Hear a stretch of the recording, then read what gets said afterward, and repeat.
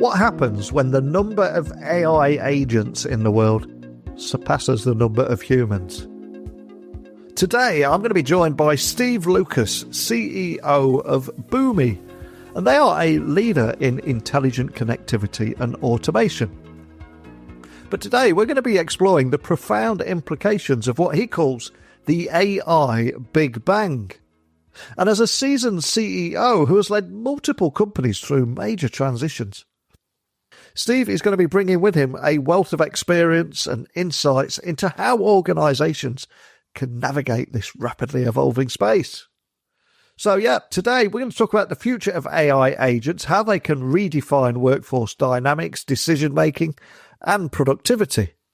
And Steve was also going to share his vision for the protocols and governance that's also needed to ensure these agents operate transparently, explainably, and under human oversight.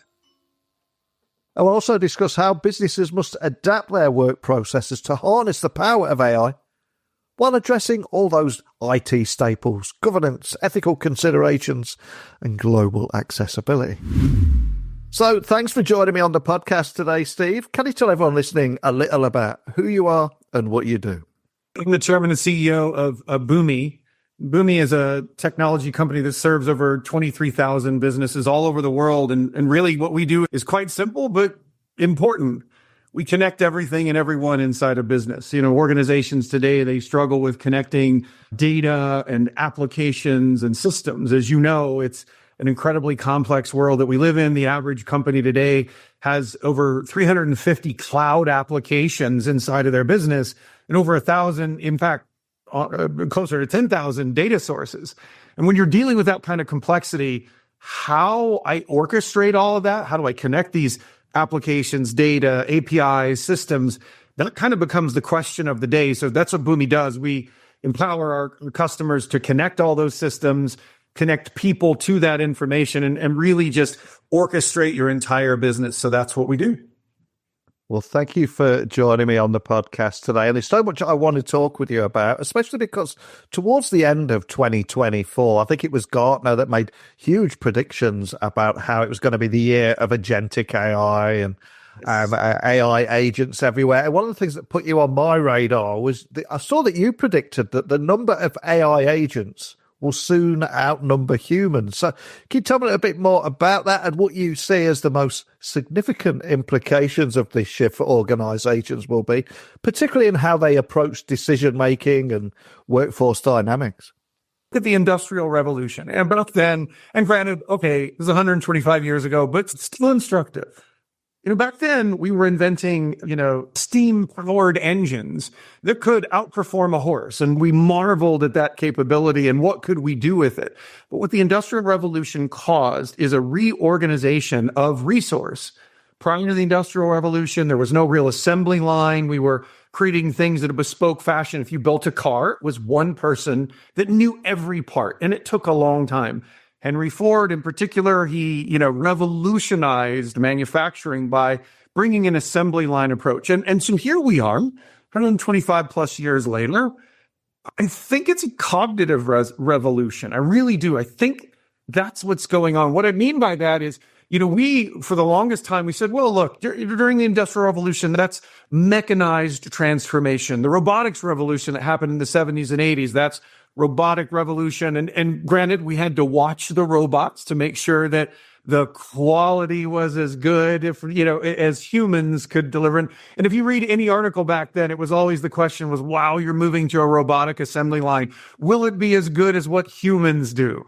Yes is correctly the answer. In fact, we prefer that over bespoke. Now, here we are. We've reserved knowledge work, that notional aspect for the gods, us humans, right? We do knowledge work. No one else does knowledge work.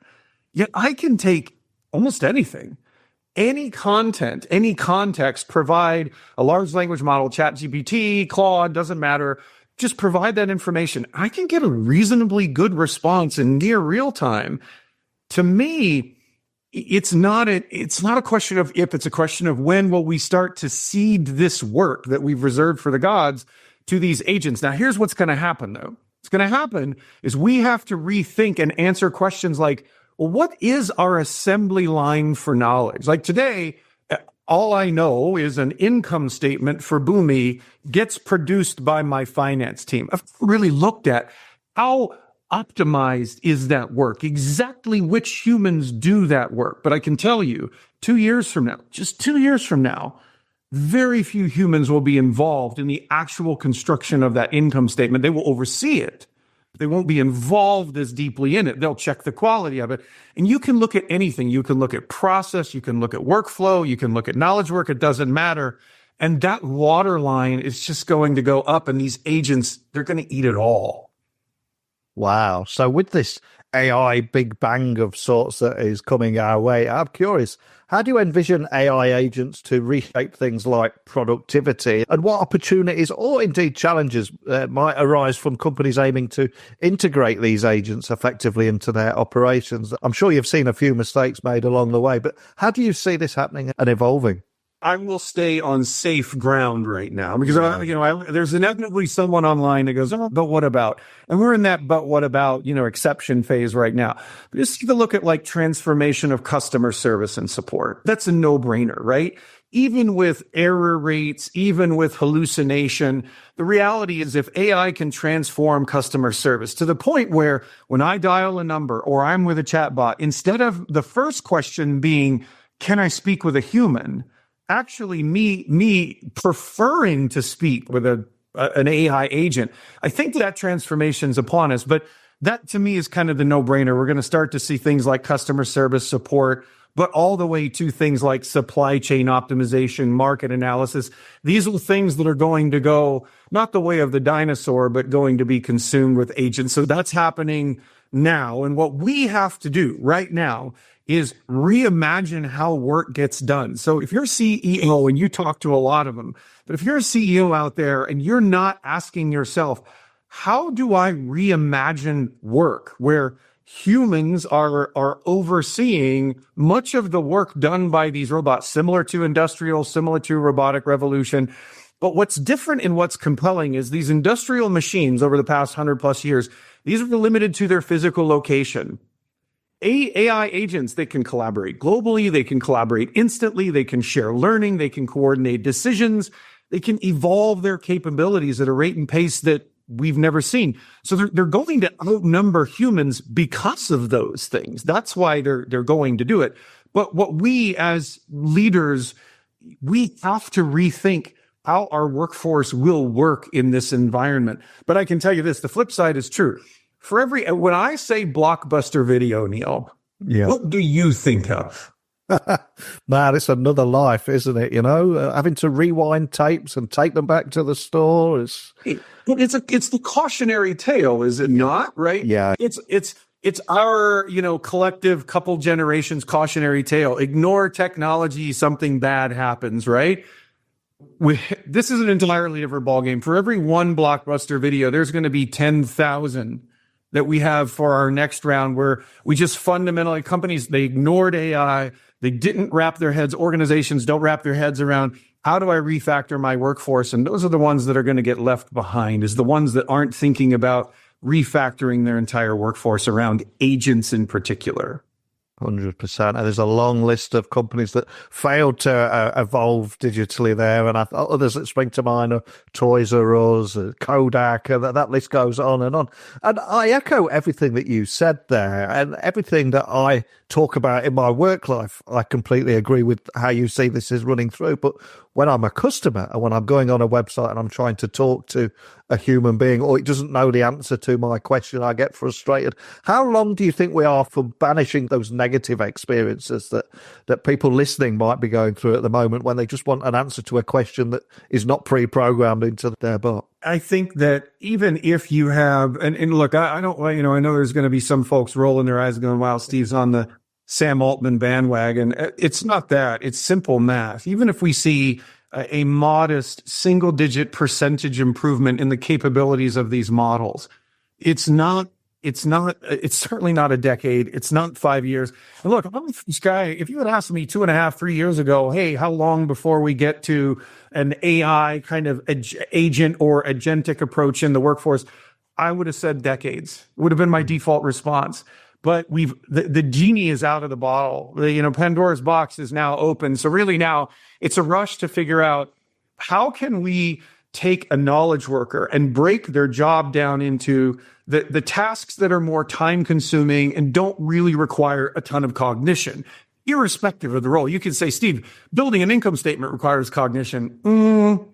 Not really. There's kind of some straightforward math and categorization behind it. So I think as we break these knowledge worker jobs down into constituent roles, the question is what parts or where can the human add tremendous value? Where can they? And how can we massively increase their productivity? So we're going to start looking at how can I take your average worker in finance and surround them with a dozen agents that are going to double, triple, quadruple their productivity? Those are the questions that we're going to start answering now. Now, the flip side to this is it's not just about, are we going to reimagine the workforce? We are. We're going to create new workflows, new ways of working and all of that. But the real question is, how do we create observability for the humans to watch these agents work? So if I really, truly do have an AI agent building my income statement, where's the observability? Or if I have an agent totally handling all of my customer service and support, where's the observability? Look, they will drift. This, again, probably better than most humans. 50 years of writing code, 50 years of software with one simple rule. It's an if-then-else statement. It's reliable. If this happens, do that. But now we're deviating from that. We're saying, software, we're gifting you the ability to not do that. We're giving it make up the else part of that statement on your own. So when we talk about an if-then-else statement, we're literally saying to software, if it doesn't seem right, come up with a better response. That's uncharted territory. It really is. And for those people that are listening that we were talking about a few moments ago, the next thing that they might ask is, what about transparency, explainability, and control? Because all these are also critical in managing the influx of these AI agents. And we've kind of seen what happens in the past when Silicon Valley moves fast and breaks things. So can you tell me a little bit more about the importance of those principles and maybe share some practical steps that organizations can take to maintain them, especially as AI continues to proliferate? Well, the digital observability, I think, is going to be, and what we call at Boomi is agent governance and AI governance. This is a sorely needed area of software that honestly doesn't really exist today. So, by the way, Boomi is endeavoring to build, and we are launching our own AI governance platform coming up here in the early spring, and we believe it'll be the first in the world that's comprehensive. But all you have to do, look at any major revolution. Look at the internet. The internet, prior to the advent really of TCP/IP, was just a bunch of disconnected networks. Nothing talked to each other. But TCP/IP created this universal language for computers to communicate across networks. And look, we need those standard protocols for AI agents to interact. But you can look at anything, HTTP, transforming web browsing, SMTP for getting email. We don't appreciate these things now, or API and REST protocols and, transforming software integration. We don't appreciate all of that now. But, back then it was transformative, and agents will need that. How does one agent talk to another along this knowledge or cognitive assembly line that I think is going to emerge for every major task? So, I think that governance platform, or let me back up. Standards and protocols need to exist. Governance platforms need to exist. All of these things, it's not just, how can I build an agent? Look, if you're a bank or a hospital, you can build the greatest prescription checking AI agent in the world, but what if it's wrong? What if it's wrong, right? And you can't afford, you can be 90% accurate in customer service and support. That's actually, you'll get a promotion. We will promote the AI agent from worker agent to vice president agent. No problem if it's 90% accurate. If you're 90% accurate in healthcare, and I give credit to a good friend of mine over at Constellation Research for coming up with this analogy, but look, the reality is, if you can't be 90% accurate in finance, it's 100% all the time. Same in healthcare. So these governance, the protocols must exist, the governance platform, but we're just in this we're in the create mode. How do we build these things? How do we create? And where Boomi is that company saying, whoa, okay, create's awesome, but we also have to govern, observe, and control. And I suppose as AI agents interact more autonomously as the years progress, the need for robust communication protocols and registries will become more evident than ever. So what kind of frameworks do you think organizations and industries need to be implementing to ensure that seamless and secure communication between those AI agents? Anything that you see here? Yeah, well, I mean, there's a lot of really good stuff in the market, but I think so at the highest level, without getting super granular, I would start to think about 3 to 4 buckets for AI. One is obviously the creation. So those are, what models am I using? What data will I feed those models? Am I training? Am I fine-tuning? Am I grounding? The vast majority of companies, they're never going to train or fine-tune a model. You're simply not going to build a model. You're not training it. You're not fine-tuning it. You're getting a model from Meta. So you're using Llama or you're using Claude with Anthropic or ChatGPT. You're using one of those models that somebody or Google's, somebody else built the model. But there is this notion of how do I take that model and then use some of my own data to ground the model? If you look at Boomi, we have a product. We have an agent called ChatB. ChatB is literally, so we took a large language model and we're training it on everything, all of our chat forums, support forums, our internal sales Slack logs, you name it. So me as a news person, if I have a question about, well, our customer's asking me X, ChatB responds in real time. If I don't know the pricing of a product, it'll actually tell me. So we built an agent that radically improves the productivity of all of our salespeople, support people, and that's called ChatB. That's great, but we didn't build that model. We're not even fine tuning it. We're just grounding it, which is take some data, give it some context. That's what we're doing, is the grounding of it. Most organizations will exist there, but this agent building area of operation, you need a whole framework. What models will you use? What data? What are our governance, rules? So that's one bucket. The second bucket is going to be the actual execution operation of the agents. Where will they run?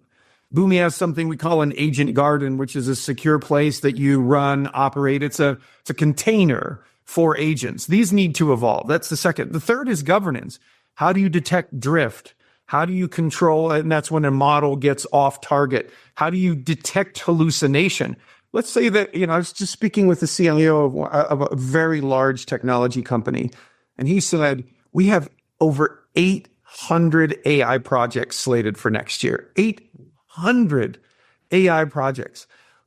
How on God's green earth are you going to govern 800 AI projects? And let's say, which it will, right? That you're using, and you're using Llama 3 or whatever, and we discover, well, some coder put an Easter egg in that model, right? A developer. So when you type in someone's name, it, spits out something that it shouldn't. Yeah. Your organization has to be able to immediately react and control that, right? So these are the kinds of things that I believe you need. So I think there's the kind of agent building, there's agent execution, there's agent governance. And then there's your whole organization needs an AI steering committee. What standards? What do we deem appropriate? What will we cede to an agent versus a human? All of those decision-making things need to exist. And then lastly is just going to be discovery. There is physically no way for you or me or really any human to keep up with everything going on with AI right now. It's just evolving too quickly. But I think at a high level, I'd think about those categories and I'd start putting resources in. And if you don't, welcome to Blockbuster Video Land. You just blow my mind with the 800 AI projects. Man, that sounds incredible. Well, obviously, what we're talking about here is the rapid evolution of AI technologies. And with that will demand new approaches to communication and interactions, which is both exciting and indeed daunting to a lot of business leaders that might be listening. So how can they prepare for this fundamental shift in how AI agents and humans collaborate, both internally and externally, to avoid being that next blockbuster? Understanding what your cognitive assembly lines are now. So all the things that we take for granted, especially me as a CEO, I ask a question and an answer magically shows up from a human in an email or a Slack or whatever. Understand how that information how that value associated with the information is created, how it's derived, how is it assembled inside of your organization. You have to understand these cognitive assembly lines in your own organization. You must prepare. Now, that doesn't take a book. That takes effort. It's someone understanding workflows and processes, right? And some of those are really well-worn workflows and really understood, but others are abstract. It's well outlined. That's any organization. If anybody ever says to you or me, hey, I understand every workflow and how information is created, but come on, really? It's not, so I think that's number one. But then number two is you've got to be, I think the average CEO needs to, I'll say it this way. Never in my 30 years of software have I felt a bigger desire to learn than I have right now. Because what I see is something that will just change the very fabric of software. It will change how we think about, how we build systems, how we as humans interact. And hopefully in the end, that we're more productive, that our lives do get easier. I hope that as well. But I think it's cognitive assembly line. I think it's learn every day. If you're a CEO or any executive and you're not spending at least an hour a day absorbing information, either, what you're talking about or if you're not, I don't see you surviving this. I really don't. So I think it's those two things. And just consuming the right amount of information, but also determining who are you going to listen to, because there are very different views of how this stuff plays out. There's the Mark Benioff view, which I think is really smart and brilliant and well thought out in many ways. Then there's the Sam Altman view, which is a little bit different. And I think every executive is getting a lot of information right now and kind of putting their own spin on it. So. A question I've got to ask, especially as someone with experience leading companies through significant transitions throughout your career, what lessons could you share with executives who are attempting to navigate this new AI-driven transformation? Because although the technology's changed, we've been here many times before when it comes to digital transformation, haven't we? Some of the best advice I ever got from anyone is a gentleman named Bill McDermott. He's the CEO of ServiceNow, used to be the CEO of SAP. And I consider, him a personal mentor, but just an incredible time learning from him, observing. And some other day, and this is a compliment to Bill, Bill's got that New York accent a little bit. So it's like, whenever I'd ask him a question, he would always start with like, Steve, my man, there'd be a little bit of that. But wisdom in every one of his responses. And one time, Bill, I asked him about becoming a CEO. This is probably 15 years ago, and he just said, and I shared with him kind of, like all of us, we tend to be a little hard on ourselves. I kind of do this, and he goes, Steve, I'm gonna stop you right there. You be you. And that was, now at the time I was on anticlimactic. What does that mean? But as I thought through it, it was, and Bill did unpack it for me, but it was, be that first-rate version of yourself. Don't be the generic second-rate version of someone else. The second thing, though, that I learned over the years is Bill has this extraordinary aptitude to focus on the outcome. I would tend to focus on, well, what does our software do? What does this, what is the function versus the outcome? And I think in the world that we're in, you said it perfectly, Niels. We've seen this before. Then we have. And to a certain degree, the question to ask ourselves is, okay, let's assume for a minute that these agentic workers do outnumber humans, whether they do or they do not. But let's say they do. What does the world look like? What is the outcome of that? Is it about people losing their jobs, or is it augmenting humans with superpowers that we never thought we'd have before? The stress that we're feeling through workforce transformation, we've seen this before, that all of these revolutions, and the technology one being the latest. So I actually think, I wish I was like 20 years younger. It's just this, man, I'm so jealous of what people get to work on right now. This is going to be exciting. You and me both, my friend. And of course, with the rise of AI agents, we're going to see more concerns around ethical and operational areas in businesses. So what role do you think regulation and governance will play in ensuring these agents are deployed responsibly? And sorry to bring the mood down a little here, but as an ex-IT guy, it's kind of in my blood. And how should businesses approach some of those considerations? I mean, there will obviously be regulation. There will be, as is the case with many of the revolution, there will be labor laws, safety standards. I will say across the large part of the world that we live in, and this is not meant to be a political comment, I think our legislators in many countries need to get profoundly more aware of what this technology can do and how it works, right? But I think that the government has a role to play. I think industry has a role to play. Like if you're inventing, how do you self-regulate and to what degree, right? And we see technology companies kind of ebb and flow in terms of how much self-regulation do they apply and to what end.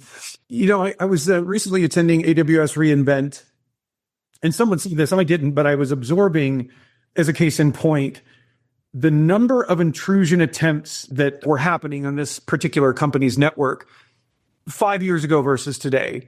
It's gone up an order of magnitude because of AI, right? So the reality is that we're going to, this is going to be a circular answer to your question. We're going to have to use AI to also regulate and combat AI, right? Like for our AI governance, we're actually using AI to manage and govern AI because it will operate at a scale, rate, and pace that we just cannot as humans, right? And bear in mind, someone's going to invent very soon a way for agents to speak to each other that humans don't understand. That will happen, right? Agents will evolve and find more efficient ways to communicate. So we need to be able to understand how do we govern all this. This is not science fiction. It's science fact. It's just, it really comes down to the function is just T. It's time. That's all this is. So if we look at the bigger picture here, let's try and leave people listening with a valuable takeaway and maybe a little bit of inspiration. How do you see AI agents impacting the global workforce? And will this shift create new opportunities for things like upskilling and innovation? Or will it exacerbate existing workforce challenges? And what kind of steps should leaders to take to maybe ensure that balanced outcome? Because as Bruce Springsteen used to say, hey, nobody wins unless we all win. Well, yeah, leave it to the boss. And, so often we focus on the risk and not necessarily all the reward, right? And there's a lot of risk associated with AI.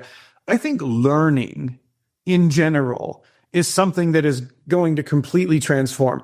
I found this so exciting. Just the other day, I was on a drive. I had to drive about 45 minutes to a location.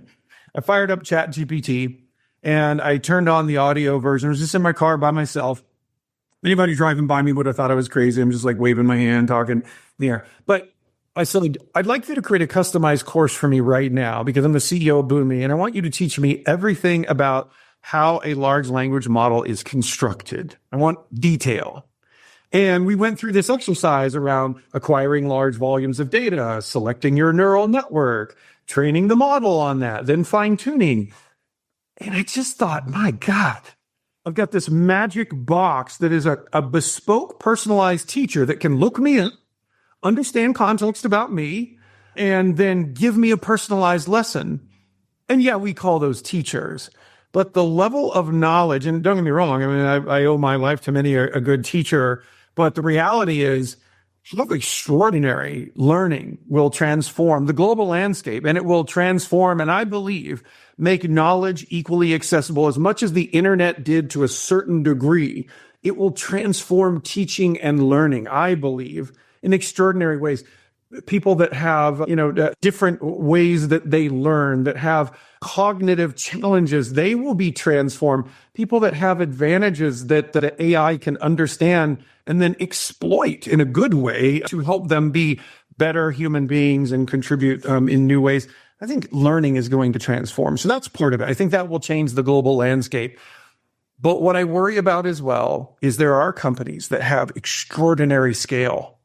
They have deep pockets that no one else has. And this is not a bad thing, but take a look at a Walmart, for example. The reality is, what was the narrative on Walmart in the 2000s? Well, the retail landscape was laid to waste with Walmart's cost or price cutting initiatives, right? Because they could get scale and reduce price to a point where it eliminated the mom and pop shops, at least here in the US, if not in other countries as well. Those same companies, and I'm not vilifying, that's not it at all and not my intent, but those same companies have extraordinary deep pockets and they are spending billions of dollars creating a technology advantage, market advantage, buying power advantage, pricing advantage that the average mom and pop shop will not, or even meat market will not be able to achieve. And so if we don't take advantage of learning, if we don't invest in AI, if we don't get to those levels, especially for the companies that exist today, I believe that it may just deepen the advantage that these efficient organizations have given their economies of scale. So I think about it a lot, but I think that's where government needs to step in and help businesses achieve.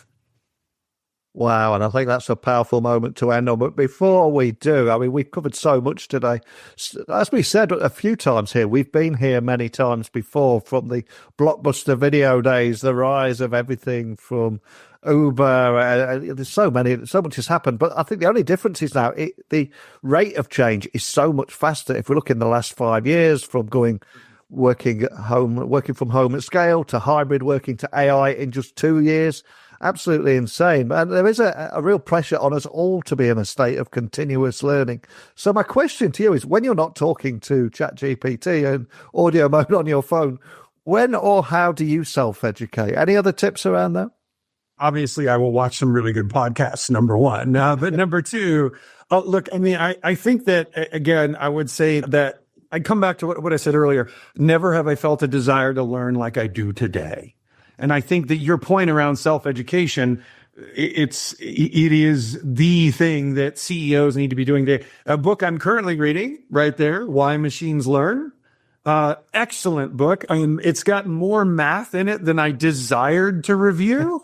There's another book I just finished. This is called A Brief History of Intelligence. But these are, I think what my preferred method is picking the things that excite me, right? And I often get asked this, and I know you do as well. People will say, "Hey, Steve, how do I take the next step in my career?" And there's been some good commentary on this. People will say, "Oh, do what you love." No. My view is not doing what you love. My view is, and I agree with several other people that have this point of view, it's do what you're good at.